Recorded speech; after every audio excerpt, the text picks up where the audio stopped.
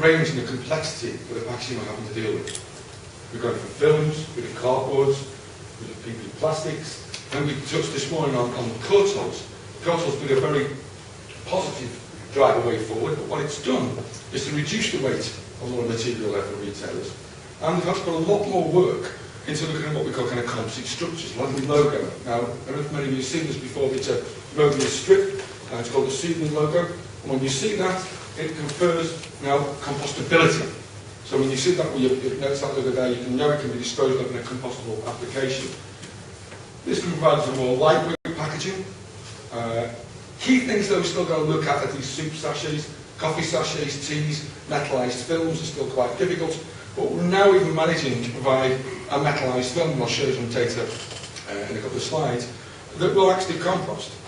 And by composting, we can also look at edie, and it will now, with work that's now emerging, we can show that this will break down in an edie situation.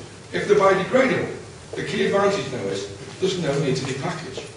They've probably all started using these things already on the caddy bags. The cornstarch caddy bags are a good example. We know from food waste work that's been done, a lot of consumers just really aren't that keen or entertained by the food waste. I think we're down kind of 30% in some of the trials where caddy liners weren't used. So caddy liners are key in getting the general public to look at food waste more positively. And of course, it provides now a means that we can dispose of the packaging as well as the food through the same system. Foodstuffs contain, by virtue, a lot of protein. Proteins are very good for digestate. They're not that good for energy generation. What we don't want is a lot of nitrogen-containing gases, ammonia, being generated in the AD plants. What bioplastics are, predominantly carbohydrates. These are sugars. These have a high carbon to nitrogen ratio. So these actually complement one another. We want the nitrogens, we want the NPK to remain in the digestates to use back on the field as a fertilizer. These bioplastics provide a very rich carbon source that maximises energetic output, reduces ammonia levels, and gives us the high CN ratio that we need in the digesters. But the key advantage of your packaging is dry.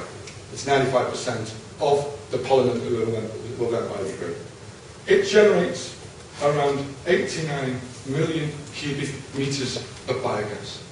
And that is just from the packaging alone from the household sectors. The energy contained in that is about 0.93 terawatt hours. Now we think of a terawatt, you've got megawatts, gigawatts, and then terawatts. And of the heat target alone, which believe me is big and challenging, it covers about 2%. But one of the key factors here is it will enable, our belief is it will enable more food waste to be collected. For every 1% of film that we can change to biodegradable through an AD, we could generate 5 gigawatt hours of energy. Given what we know the energy scenarios going forward, this combined thrust of potentially minimising waste and also generating energy has got to be a positive way forward. Thank you very much.